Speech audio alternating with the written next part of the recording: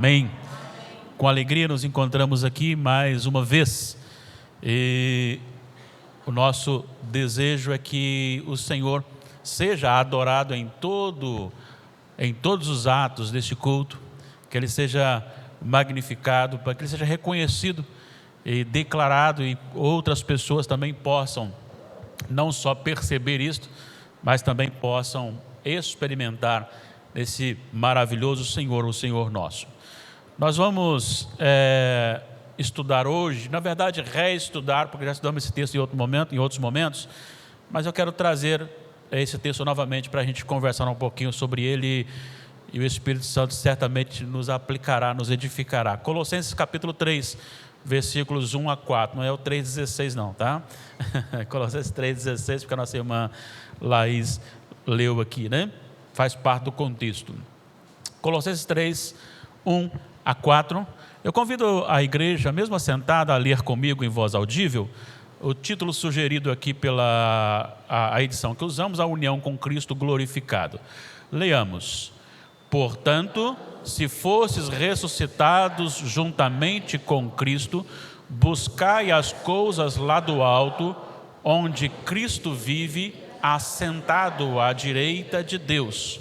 Pensai nas coisas lá do alto, não nas que são aqui da terra, porque morrestes e a vossa vida está oculta juntamente com Cristo em Deus.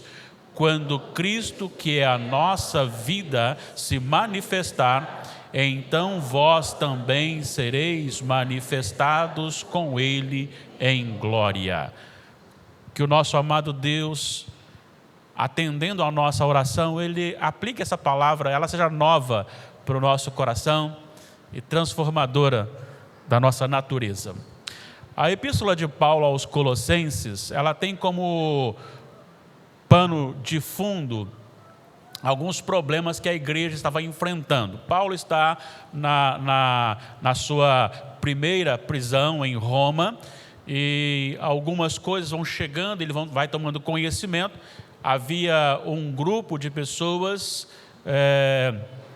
chamado os gnósticos, que anunciavam, que buscavam, que traziam uma interpretação bastante equivocada do reino de Deus, do que é ser igreja, e diziam a respeito da ação de Deus para um grupo reservado, que recebia então este conhecimento privilegiado. Este grupo, ele era um grupo seleto, e este grupo então transmitia a palavra de Deus. Então a palavra de Deus não podia ser interpretada, não podia ser aprendida, você não podia conhecer a Deus a não ser através deste grupo, este grupo seleto. E este grupo apontava para algumas exigências, não só revelatórias, mas também de práticas, para adquirir o conhecimento e adquirir a intimidade com Deus, relacionado ao cerimonialismo do Antigo Testamento, e também uma ação muito direta de não realizar daquele evangelho da proibição. Não pode fazer isso, não pode fazer aquilo outro, não pode fazer aquilo outro, não pode fazer aquilo outro, e esqueceram daquilo que tinha para se fazer. Se você olhar o capítulo 2, principalmente aí os versículos 16 em diante, ele vai trabalhar que estava acontecendo isto. Inclusive, ele vai dizer aqui, no versículo 18, ninguém se faça árbitro contra vós outros, pretextando humildade e culto dos anjos, baseando-se em visões, enfatuados sem motivo algum na sua mente carnal, e não retendo a cabeça, da qual todo o corpo, suprido e bem vinculado por suas juntas e ligamentos, cresce, o crescimento que procede de Deus. Então Paulo está combatendo isto e edificando a igreja. Ele já havia falado no versículo 14 que os nossos pecados, a nossa culpa, a nossa dívida, havia sido cobrada em Cristo, quando ele disse, tendo cancelado o escrito de dívida que era contra nós e que constava de ordenança. Agora eles voltam a fazer ordenança. Então ele dizendo que não. E quando chegamos então no capítulo 3, ele abre essa sessão apontando, ensinando para a igreja que, na verdade, os filhos de Deus, eles vivem numa intimidade com Deus, num novo estado, que não é mais necessário a prática do cerimonialismo, muito menos a visão mística de revelações, culto a anjos e práticas legais para se obter o conhecimento de Deus. E eu queria que você mergulhasse comigo nesse texto. E eu estava preparando esse texto e me deliciando com a palavra de Deus e com o efeito dela na minha vida. Eu espero que você também experimente isso. E o nosso tema é guiados pelo céu. Guiados pelo céu. Como Paulo iniciou o capítulo 3? Ele inicia o capítulo 3 com a expressão, portanto, se fosses ressuscitados juntamente com Cristo. Se fosses ressuscitados juntamente com Cristo. Na verdade, o se aqui, ele não emite uma dúvida, ele não está dizendo assim, se caso você... Não, você pode traduzir também, tendo em vista que vocês foram ressuscitados em Cristo. A ideia aqui é uma ação completada, algo realizado por Deus e completado. É interessante porque o verbo está na voz passiva, ou seja, você e eu recebemos uma ação externa, até pelo termo usado, ressuscitasses, significa então que alguém que estava morto, e o morto não pode ter nenhuma ação de sua própria vontade. Então, por isso está na voz passiva, fostes ressuscitados. Então, alguém, um terceiro, alguém de fora, uma força de fora, um poder de fora, veio e nos ressuscitou. Ele está falando no sentido espiritual. E esta a ação foi feita por Deus através de Cristo, e vai dizer juntamente com Cristo, nos levando então, apesar de você ter convertido agora, neste tempo, neste período aí de 70 e poucos anos para cá, você foi convertido agora, mas você foi ressuscitado em Cristo e com Cristo. É na ressurreição de Cristo. Olha a expressão. Portanto, se fosse ressuscitado juntamente com Cristo. Embora o tempo seja depois, mas é o mesmo poder que ressuscitou a Cristo, ressuscita também os novos convertidos, os eleitos de Deus. E esta ressurreição também é chamada de nova criação. Segundo a epístola de Paulo aos Coríntios, capítulo 5, versículo 17, nós encontramos, e assim, se alguém está em Cristo, aí a nossa tradução diz nova criatura, mas fica mais visível se você traduzir como está no original, que fica mais claro, nova criação. Assim como Deus criou Adão e Eva, e assim então a partir de Adão e Eva, Ele gerou as pessoas em Adão e Eva, agora na nossa conversão, Ele nos criou, Ele fez um povo diferente, com uma natureza diferente. É uma nova criação estabelecida pelo Senhor. Então ele está dizendo, vocês são ressuscitados, vocês são convertidos juntamente com Cristo. Uma ação soberana de Deus, quando tirou vocês da morte para a vida. Então ele está dizendo, já que são ressuscitados, agora ele usa dois verbos que são muito interessantes para a gente dar uma olhada. O primeiro verbo é buscar, o segundo, pensar. Ainda no versículo 1 está o buscar e no versículo 2 está o pensar. o buscai as coisas lá do alto, onde Cristo vive, assentado à direita de Deus. Eu quero que você pense um pouquinho antes de buscar. Eu quero que você pense em que você está buscando ou deve buscar. Veja bem, buscai as coisas lá do alto, onde Cristo está honrado, glorificado, à destra de Deus o Pai. Agora, eu não posso olhar para isso sem dar uma olhadinha também em Efésios, capítulo 2. Vamos para lá? Efésios, capítulo 2, versículo 6. Leiam para mim, por gentileza, bem forte.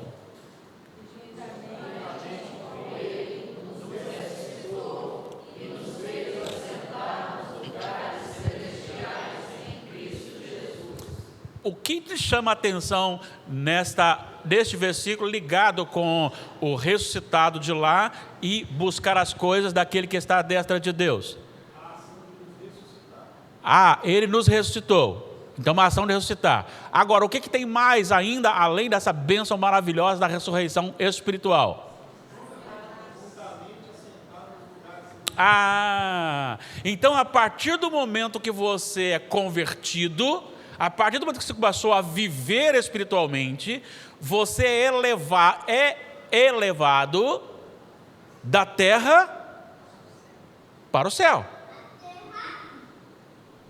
E nos fez assentar nos lugares celestiais em Cristo Jesus. É claro que você continua aqui na terra, mas agora você faz parte de algo diferenciado, já é uma garantia de uma consumação.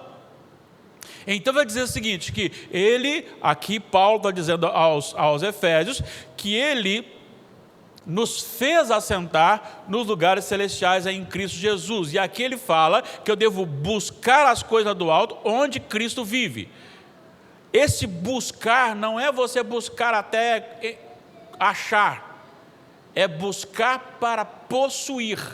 A ideia aqui é buscar para possuir.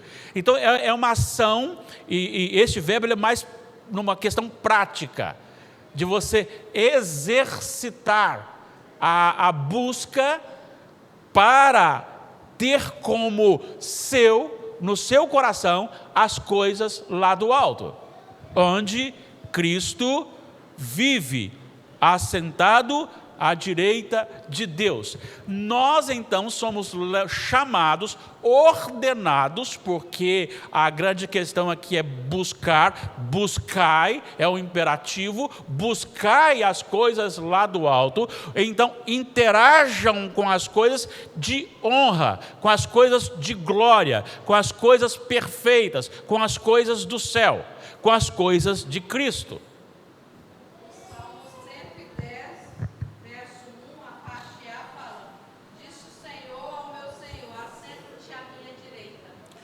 Aí no Salmo 110, Davi está falando uma revelação messiânica, ele está falando sobre Jesus. Quem lê os Salmos sem observar vai pensar assim, então está falando para Davi. Mas na verdade Davi estava profetizando sobre Jesus, assenta-te à minha direita. Né? Aí ele fala, depois Paulo vai falar sobre isso, né?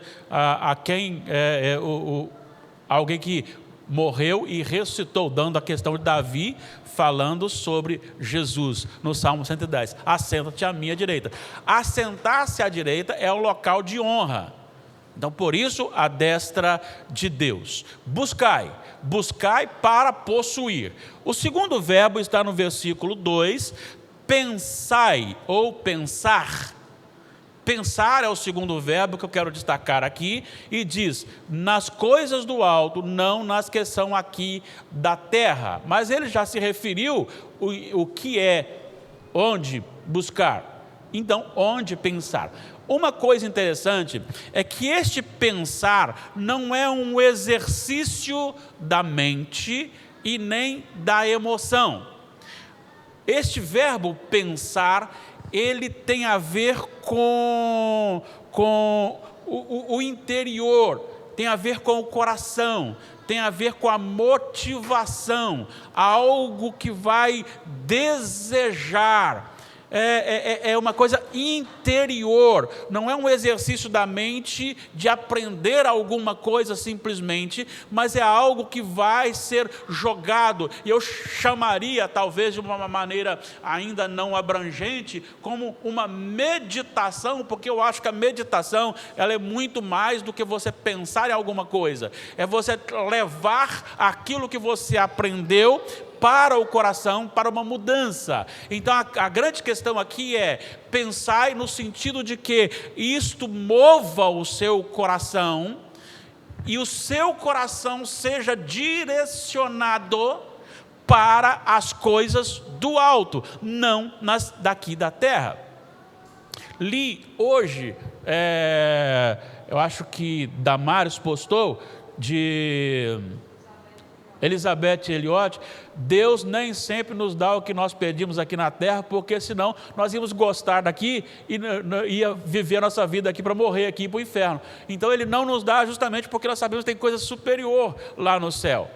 Então o nosso coração, a nossa vontade, ela é moldada para lá. Agora preste atenção à ligação disso. Ele está falando sobre a questão de algo que vai no coração e que dá e muda a sua natureza, muda a sua vontade, alimenta a sua vontade. No interior, mexe no coração. Então ele diz, vocês foram ressuscitados. Ele diz, por isso, busquem para possuir e meditem de tal maneira que isso trabalhe o seu interior para que você possa tomar decisões referentes à vontade de Deus, e isto com amor, com dedicação, com carinho, com alegria. Vamos lembrar de uma coisa aqui.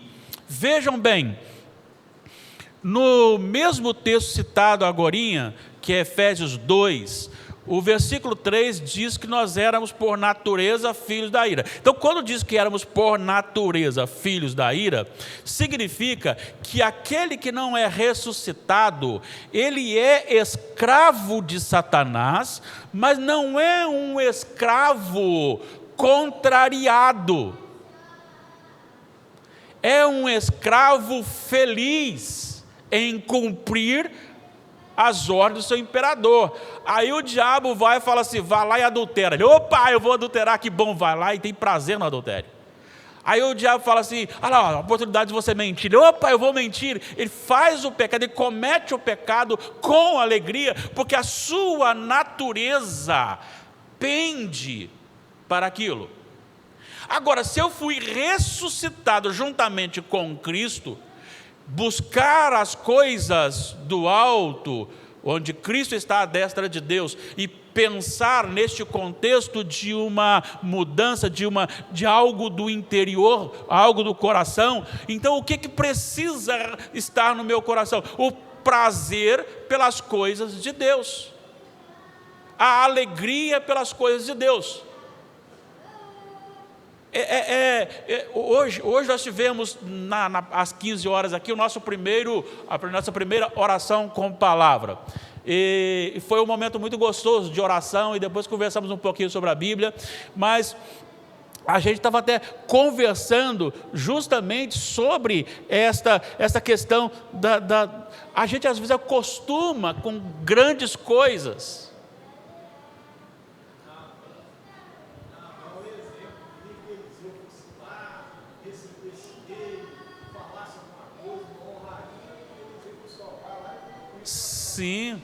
Sim, é querer ser honrado.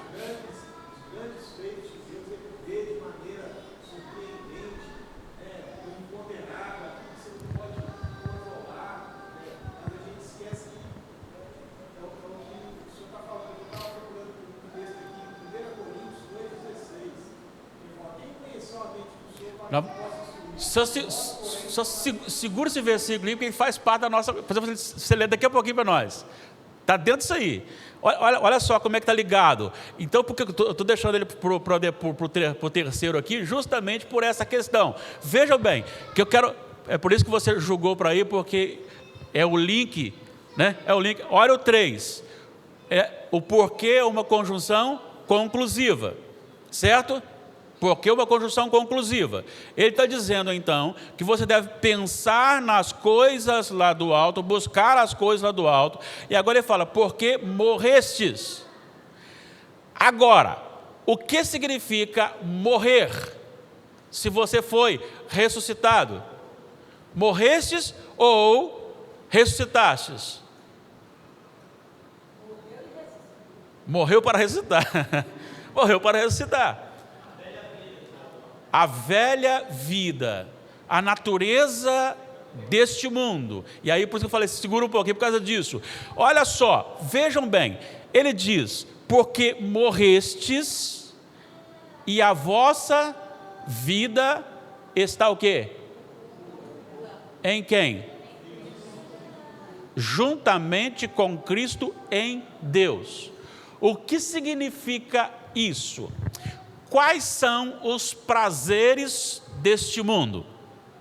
Quais são os prazeres do homem sem Jesus? É dar golpe nos outros, prostituição, tudo que for contrário à palavra de Deus, tudo que for o prazer da carne. O prazer da carne. E aí ele não consegue ficar sem satisfazer a carne. Então, a glória do homem sem Deus é muitas mulheres andando atrás dele. Muito poder. Muito dinheiro. A glória da mulher, muitos homens andando atrás dela. Muito dinheiro. Muito poder, muita fama, ostentação. É aquela que pode dizer o seguinte: olha para mim, olha o que eu estou fazendo. Olhe para mim, o homem, olha para mim o que eu estou fazendo. Então, esta é a glória deste homem sem Jesus. E ele não consegue, é aí que chega, e ele não consegue entender a alegria do crente. Ele não consegue entender a satisfação do crente. Bom, se a carne me leva para isto, como então um crente fica suprimindo as paixões carnais, se esta é a glória do homem? Ele não consegue entender. Então, aí vai o texto que você usou. 1 Coríntios 2,16. O homem natural não compreende, não entende as coisas espirituais. Por quê? Porque uma das interpretações, para mim, então ele abrange mais do que uma só, é justamente que o mundo não consegue entender onde é a sua fonte de alegria, a sua fonte de satisfação. Onde que você está? Como você está alegre se você não se prostitui, se você não bebe todas, se você não usa isso, não usa aquilo outro, não faz isso, não faz aquilo outro, não tem muito dinheiro? Por que você está feliz? O mundo não consegue entender, porque o cristão ele tem uma fonte. Qual fonte é esta? Olha só o primeiro versículo. Buscai as coisas lá do alto, onde Cristo vive. Esta fonte, ele é a fonte da água da vida. Quem dele beber, do seu interior fará o quê? Fluirão rios de água viva. E isto o mundo não vai entender nunca. Como pode meninas e meninos, adolescentes, ao invés de estar curtindo a vida praticamente nus,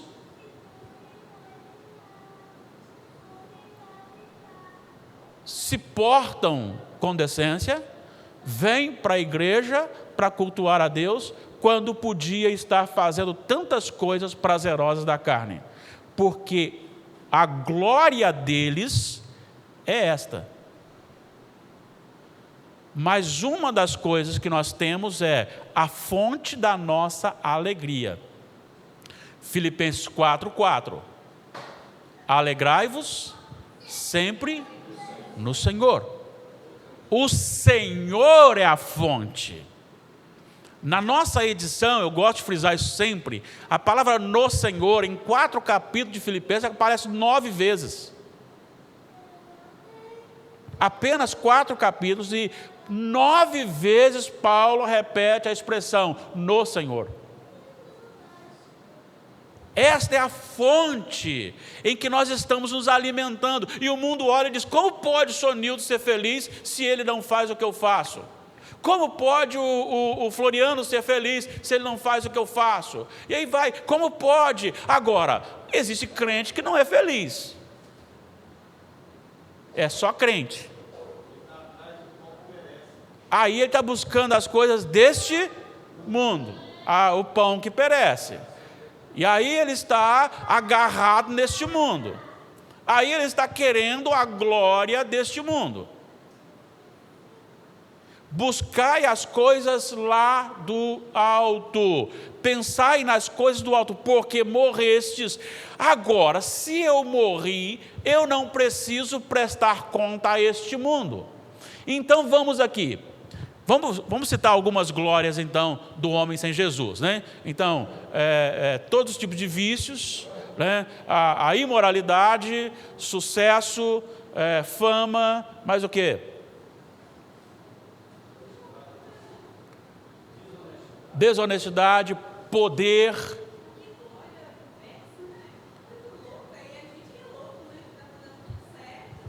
Mas sabe, parece que é louco mesmo?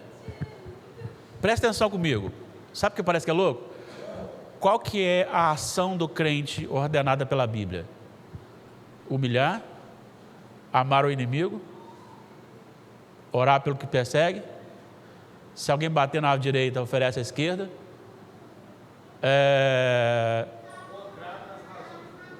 Tudo. E é isso que deixa o mundo totalmente perturbado. Quando eu sou fraco que eu sou forte, né? Aí você pensa assim: bom, que glória é esta? Realmente não tem glória. No mundo não tem glória.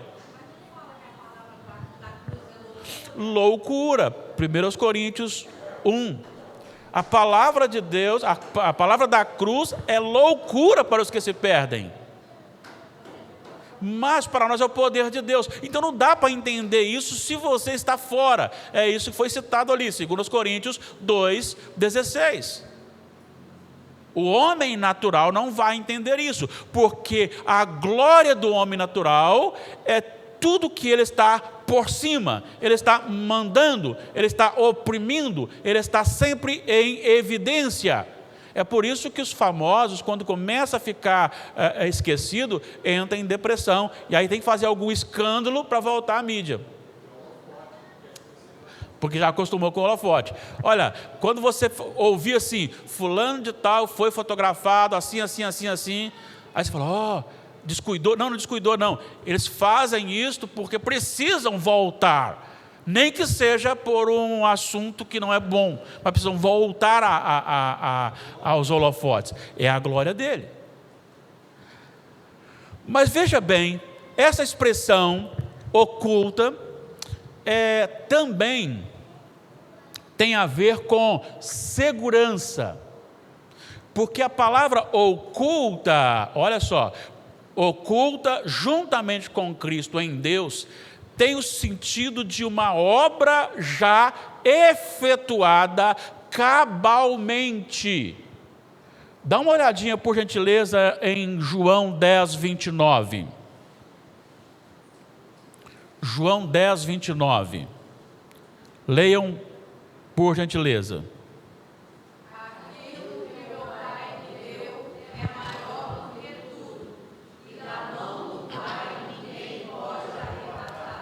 Que diremos, pois, à vista dessas coisas? Se Deus é por nós, quem será contra nós? Ninguém, nem a morte, pode nos separar do amor de Deus que está em Cristo Jesus, nosso Senhor. Vocês estão entendendo o que ele está dizendo aqui? Quando ele está falando que a minha vida está oculta, ela está segura. Sabe o que significa isso? Significa que ninguém pode tocar no Filho de Deus, a não ser que Deus permita com propósito. É por isso que nós precisamos crer nisso e descansar nisso. A preocupação, ela é real, a prudência é necessária, mas nós precisamos saber isto. A palavra de Deus está dizendo isso para nós.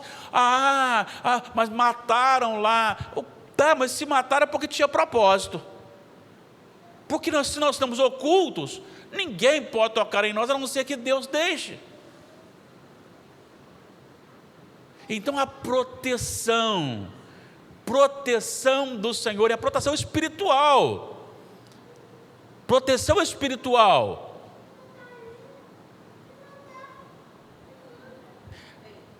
Proteção espiritual. E dentro da proteção espiritual, você tem uma outra coisa importantíssima aqui: identidade. Porque você está oculto juntamente com Cristo em Deus.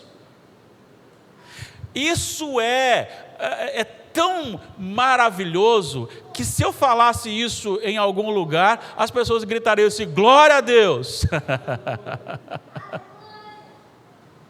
Sabe por que isso? Você está nesse mundo, mas Deus pegou você em Cristo e levou para junto dele. Você está nele, você tem uma identidade dele. Então não só você está, você tem a fonte da sua alegria nele, e o mundo não vai entender. Não só você está seguro nele, como também você tem uma identidade com ele. Você está oculto nele. Então quem aparece na sua vida não é você, é o Senhor.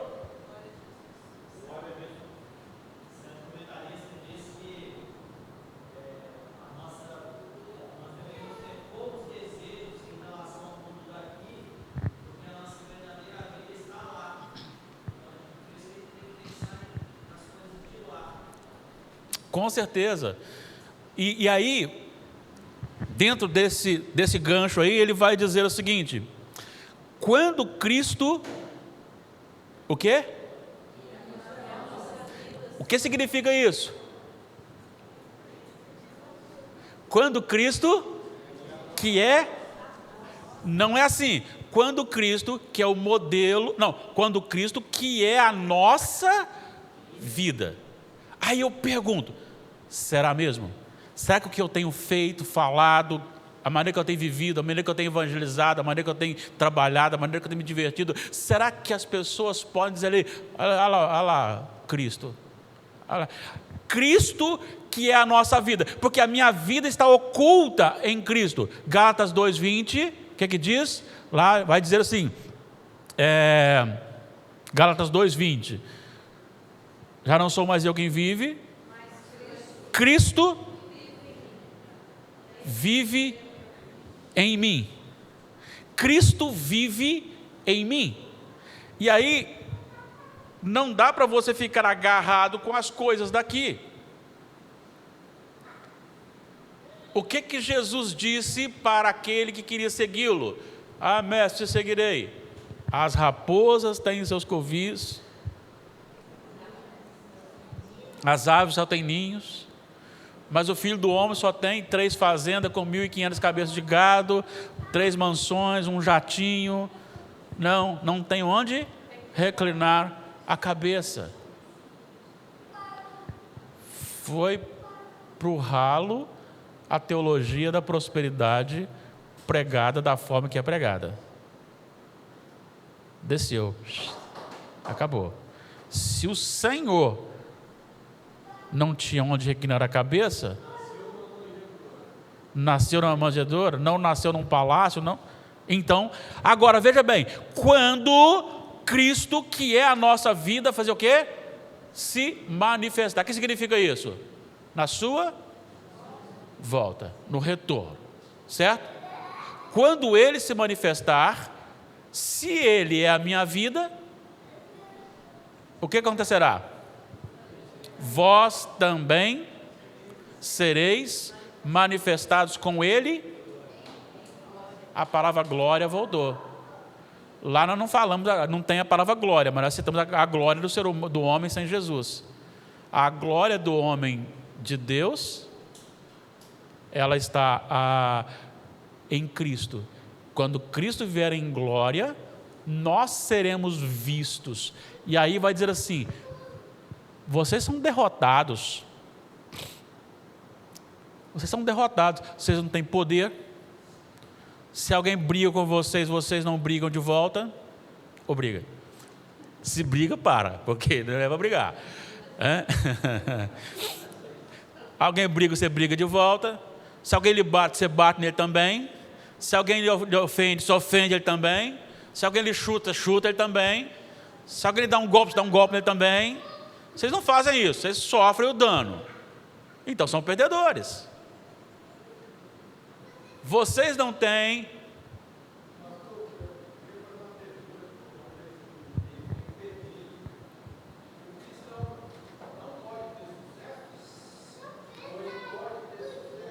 Pode. Só que isso não é o que ele busca primordial. Agora, Deus dá, até mesmo dentro de algum propósito dele, ele dá.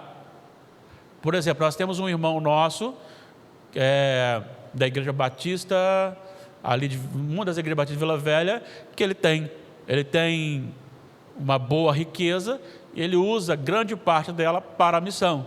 Então, sim, pode. Também, né? Sim. Dois exemplos na palavra de caminhos diversos que Deus fez.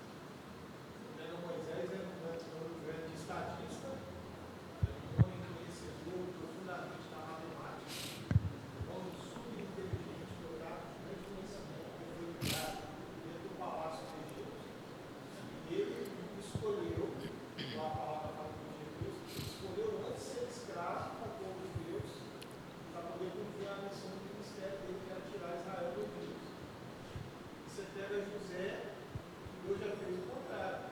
Estava lá na malhada com os irmãos dele, sofrendo da inveja, porque Jacó estava com a inveja, estava de várias cores, que apontava, que ele se e ele seria um homem importante. E Deus tirou José de lá, se tirou Davi, e voltou assentado no trono lá do Egito. Sim, com certeza. Segundo, e aí Oderli, a questão dessa glória é mais no sentido de glória de realização, né? Agora, você pode ter dinheiro e usar ela para a glória de Deus ou para a glória do homem sem Jesus. E aí, então, quem está sem Jesus e vai usar para né, os prazeres carnais. E quem tem Jesus vai usar para a glória. Mas foi bom você falar, porque para não ficar, que a gente estava falando que podia deixar a ideia de que teria que ser pobre para ser de Jesus, né? Mas foi bom você falar, obrigado. Então, você vai aqui chegando, você tem a glória de Deus. Você será manifestado em glória. Como assim? Então, aquele que era poderoso e você, ao invés de você brigar com ele, você orou por ele. Você perdoou. Você se humilhou. Para o mundo você está derrotado. E aí então de repente ele mata você por causa da fé. Você chega, depois vem em glória juntamente com Cristo. E ele está lá sem capacidade de arrependimento, porque já é o último dia. Verá você em glória. Então você vem como vitorioso. Então, a nossa vida está oculta em Cristo. Nós fazemos o que Cristo ordenou. E estamos seguros para esse dia da manifestação de Cristo Jesus. Então, eu não preciso buscar glória dos homens, embora a gente faça isso de vez em quando, não é verdade? Oxe, é uma coisa. A gente de vez em quando quer... A gente sabe que a gente não sabe, mas a gente esquece que sabe. E aí começa aquela coisa, né, do pecado tomar conta da vida da gente. A carne queria aflorar. E é uma batalha diária sobre isso.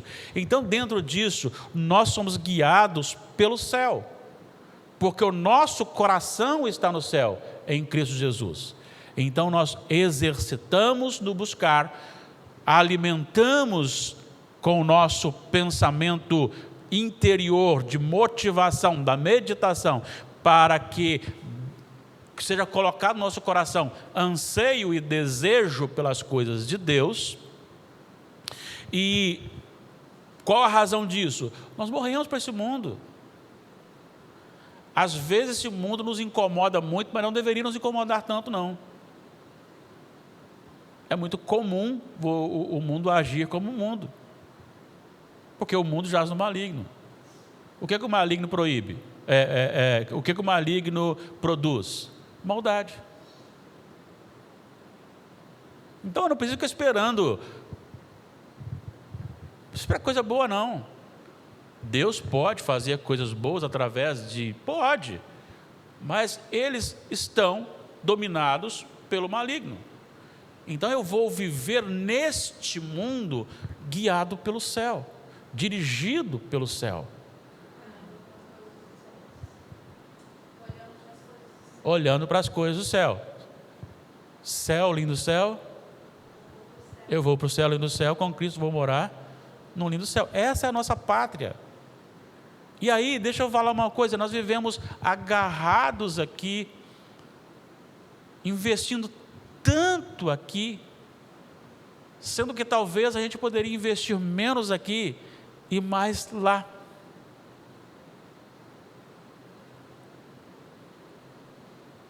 Investir mais lá. Não estou falando para você parar de trabalhar, não, de forma alguma. Eu não estou falando para você sonhar em adquirir algumas coisas. Não, não é isso não. Desde que seja um sonho para a glória de Deus. Não tem problema não. Eu estou dizendo que às vezes nós sacrificamos a nossa devocional com Deus. E normalmente a gente tem uma tendência, eu espero que Deus não aconteça com vocês, mas comigo é assim, a gente tem uma tendência de sacrificar as coisas relacionadas a Deus. Não sei com vocês, mas lá em casa é assim. Quando você está com as 7, um período que nós passamos por uma vaquinha mais, não gorda, mas mais lisinha, aí você vai lá, coloca uma coisinha, coloca outra. Aí começa a apertar, você não vai tirar o essencial, você vai tirar os periféricos. Né? Você vai cortando os periféricos, ou as coisas secundárias. Só que às vezes nós sacrificamos na nossa vida o essencial, que é a vida com Deus. Eu entendo que o brasileiro trabalha bastante e um feriado ele precisa dar uma saída, uma viajada, eu sei disso, mas já percebeu uma coisa, que sempre nós sacrificamos quando não tem um feriado, quando não tem uma férias, nós sacrificamos o domingo e não um dia de trabalho na empresa? Porque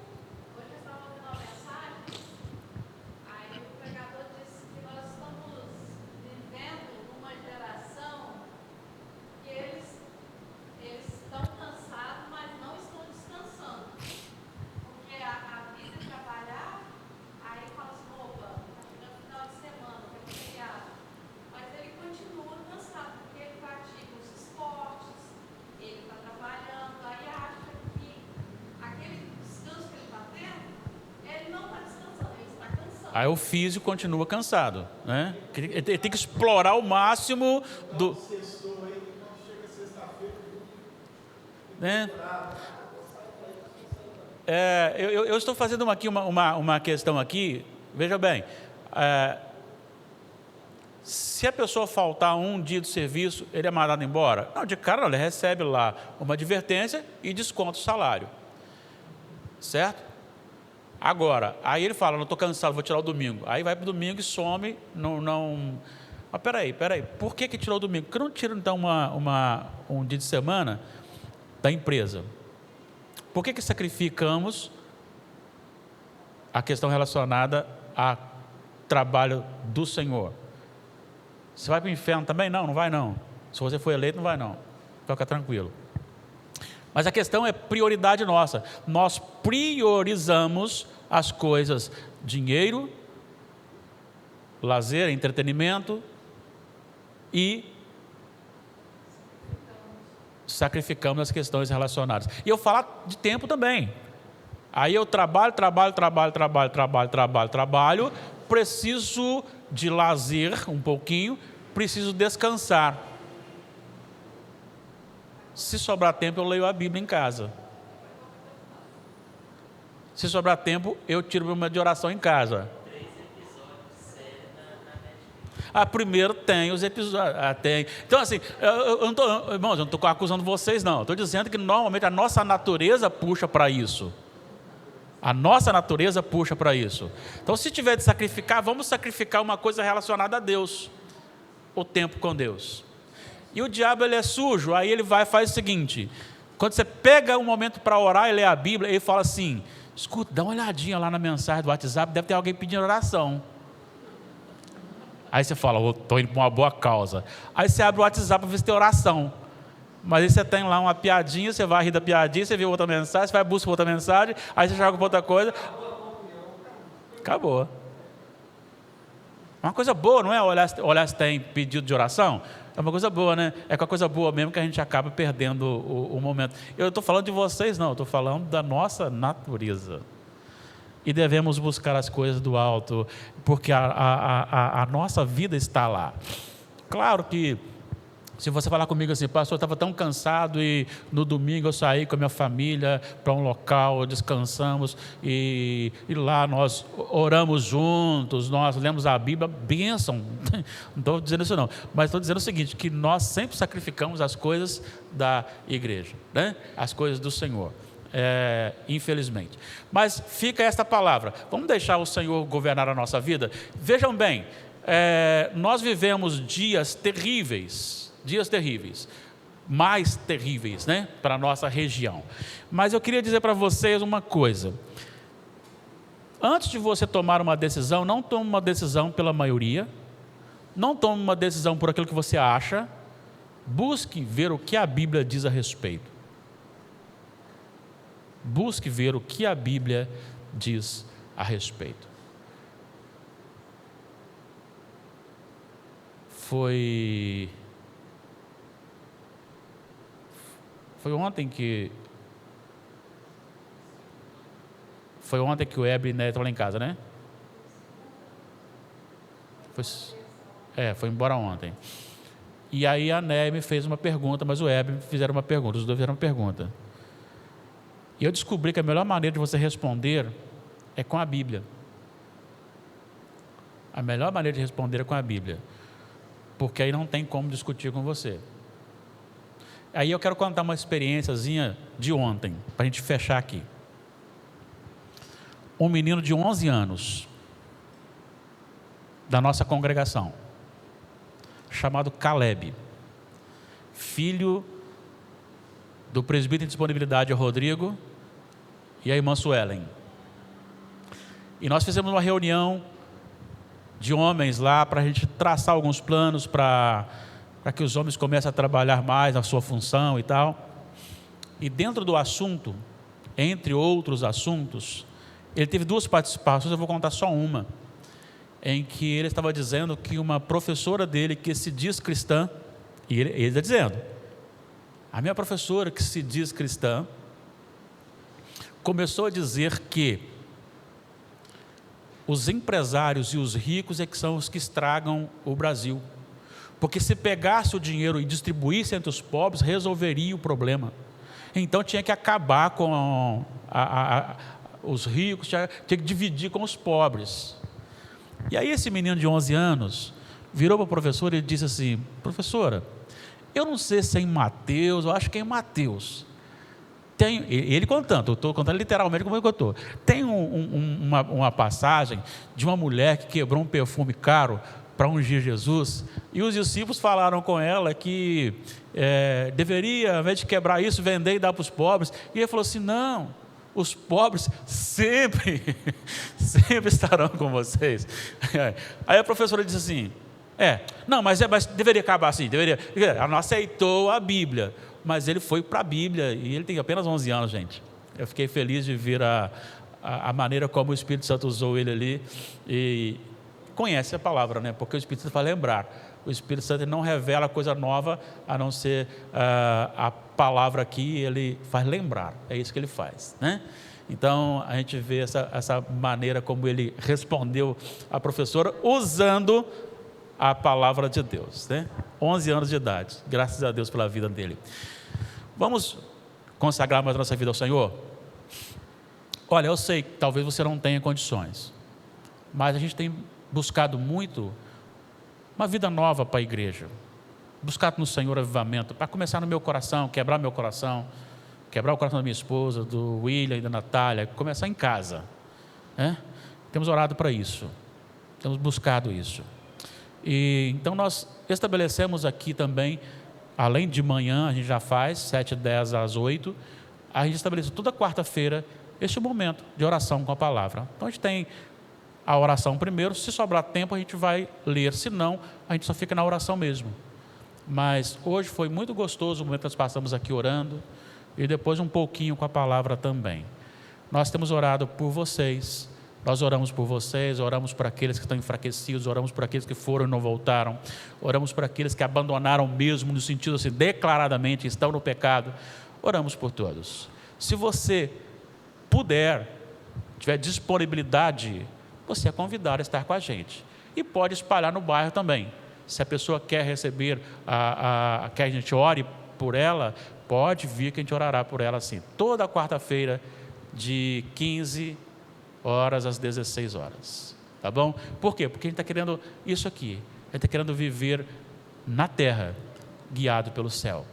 Eu desejo muito que o Senhor reavive a obra dele no nosso meio.